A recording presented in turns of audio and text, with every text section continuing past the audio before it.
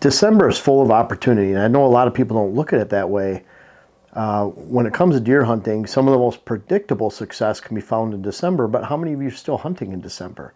You know, we even see it in our numbers. We look at our numbers, views, that kind of thing, popularity of certain videos, certain topics. December is not a bad month, but compared to November and October, it's on the downhill slide fast. In January, then February, March, April, May, it really bottoms out. And so we're on that back slide right now. And even in the hunting industry, I talked to one of our manufacturers, and they said that their sales will be down about 75% predictably in January. That's just the way it works. It's not a bad thing. It's just the trends in the hunting industry. That means a lot of people aren't deer hunting. That means a lot of people aren't online. They're not looking. They're not shopping. They're not doing anything. That's what's so cool, and what we like about our channel is this week we can start working on deer habitat. You can go out and bring a saw out. I'm itching to bring a saw out and start creating deer habitat, changing some cameras. There's a lot of things we do. We talked about in our December deer hunting chores, but there's still deer hunting opportunity, and there's a lot of failures because, number one, people are just giving up. They're plain giving up. They look at it like they've had a bad season, when this is an incredible time to go out and explore. It's a great time to go scout. And what's really cool is even when you're going to a new parcel, you can see that rut sign. You can see the scrapes, you can see the rubs that took place a lot of times during November. It can really help you plan your hunt for next year and beyond, to help you learn a lot. Bottom line is there's a lot of opportunities still, and this is a very predictable time of deer movement. Deer are on food, and so to me there's opportunity. I've had a lot of opportunity in the past in December, especially as it gets late December, even into early January. And it's a fun time to hunt. Obviously you have to dress for them. We talked about bibs are critical, and feet, hands, head. If you notch those off, and the bibs I like because they give you that core protection. You can see a lot of the bibs we have right here. Just some really good core protection on these bibs, and right up around this midsection. And if you layer properly, we use merino wool, so it's washable. Then not only can you have really good hunting clothes that actually fit, allow you to draw a bow, but you'll stay warm. And so that's a big part of December. And it could have been one of our failures because I remember times in the past that I froze like crazy. And this is going back when I was late teens, early 20s. I don't know how I made it through without frostbite fingers. But number two, big failure.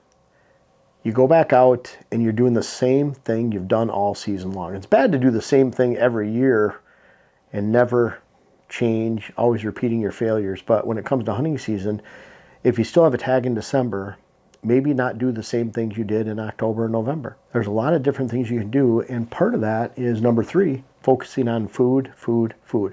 We're not focusing on rut areas. If you get back in bedding areas, you're probably going to spook deer. Look for high stem count transition cover between known bedding areas you're not spooking out and food sources. I learned this quickly when I grew up in Michigan hunting the thumb area where it's mostly flat. And we like to hunt those thick transition areas, a lot of stem count, a lot of shrubs, brush. And actually, those were the places where we had to hunt. We didn't have a lot of deep woods or big woods we could hunt. It was mostly corners of ag fields, 5 acres here, 10 acres there, a couple acres here, a thick fence row there. So we would set up on those transition areas between a distant food source that might be a quarter mile away, and then that bedding area. And whether we were slipping in, hunting in the morning as those deer were coming back, or hunting in the afternoon as they were coming out, we had some great hunts and a lot of fun, especially between Christmas and New Year's, getting out and hunting those transition areas and focusing on food. And so if you're focused on bedding areas, if you're focusing on rut areas, even if you're focusing on rut sign, then a lot of times you're really pulling yourself away from the real agenda of hunting late December and more in the winter time, and that's food. And so everything should be food focused. And if you're not, you're really failing and not capturing that opportunity. And a lot of times that means looking for deer that are herded up, grouped up. There's not a lot of standing food at this time of the year. There's not a lot of great food sources. So when you find the food, you'll find the deer, and a lot of times they're herded up. So if you're not seeing sign, don't hunt there. Because this time of year there should be a lot of sign, even if it's just deer tracks and pellets and fresh, scratching for food, browsing food, whatever it might be. Does. You know, a lot of times people are looking at, well, we want it for one. I think it's a failure to say, well, we need to shoot some does early so we can improve our rut, the sex ratios.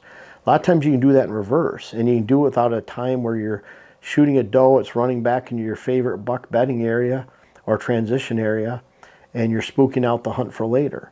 A lot of times people are saying, well, we're going to shoot some does early. And I like that. I think there's a case for that. I always advocate first weekend of the season, first few days, you're sitting in your stand, doe's coming by, it's 9:30 in the morning, the doe's pointed the right direction, maybe back to the truck or cabin, you're not in a deep area, feel like you make a shot, awesome. But as far as doe reduction, this is an incredible time to take an opportunity to go out in the woods and reduce your herd at a time where you're really not pushing deer to your neighbors, you're not spooking bucks. It's a great time to work on doe numbers. They're not having those fawns in the spring, obviously, and then you're working on your sex ratios and better herd for next year. So this is a great time to do so with those does that are in the area, and then get some meat too. So make sure you take an opportunity of that. And then there's 0 second rut, let alone a third rut, right? Well, I think that's wrong. Third rut activity is awesome. It can be the end of December, early January, no different than end of November, early December, the primary rut, end of October, early November. And when you look at those rut periods, it might only be 5 to 10% of the does that are coming in the third rut, but that's 5% of the does, 10% of the does. There's opportunity. That's when you start to see scrapes open up again. And you can make a case either way. Some people say, well, there's a lot of does and there's X number of bucks, and because there's so many does coming into heat at one time, they don't breed them all, and so those does come into estrus a month later. Or you could look at it that in remote areas, and this is a question I see all the time, where they say, well, the doe numbers are really low. The deer numbers in general are really low, meaning that those does must get bred. And I look at it like, because if you live in remote areas, there can be pockets of does where bucks just don't get to.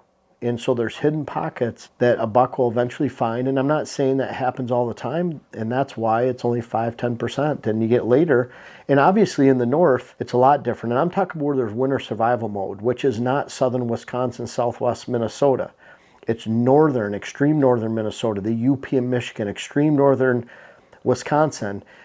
Upstate New York is another place, even portions of northwest Pennsylvania where you get in southwest New York where you get into the big lake effect snows. Those are survival mode areas right there. And so in those areas, if a fawn is born early in the spring, they typically die. If they're born late, more in July, then they're too small to withstand a lot of those deep snows. So the timing of the rut gets a lot more condensed.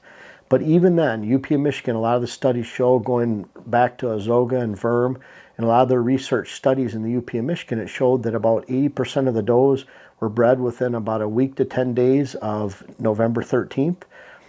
And what that means is that there's still 15-20% that are coming in that second rut. Now the third rut, does that come in, you're already starting into deer yard, this winter stress, and they just might not come in. They even abort fawns within them during a rough winter. If they had 2, they only have 1 then. And that's why those deer areas, a lot of times it takes years or decades to replenish after big winters, and a lot of times they just don't because they don't have those deer yards anymore. But bottom line is, there is a third rut, especially in the normal areas, upper Midwest, let alone when you get down to the south. This third rut timing might be their second rut timing down there. And I've been down in Alabama where I've seen rutting sign in February. So there's a lot of opportunity to still hunt, get in the woods, enjoy the season, and I hope you do so. Try to avoid some of these fails. Recognize there is a second rut, let alone a third rut to enjoy. Great time for does. Don't give up. Focus on food, and you'll have a great hunt in December. No need to give up right now, and there's some great hunting between Christmas and New Year's. We were just talking about the holiday hunt, taking some does around the holidays, even in Wisconsin. So a great time to get out with a bow, have some fun, get some more venison, and certainly not give up yet. There's several weeks left. I appreciate you guys watching the YouTube channel, but I don't know if everyone knows everything that we have to offer, whether it's on whitetailhabitatsolutions.com, our website, our WHS Wildlife Blends, our seed company. Also Instagram you can check out. I'm very active on Instagram, putting strategies on there, photos of what we do every day. Much more active there than Facebook. But our seed, web classes, books, clients, articles. I have over 600 articles on whitetailhabitatsolutions.com, everything whitetail strategy. Of course, we have hats on there, and then make sure to check us out on Instagram again. But lots of stuff to offer, We're always coming out with new things, and this isn't the end of it. We have more things coming soon. Make sure to check us out.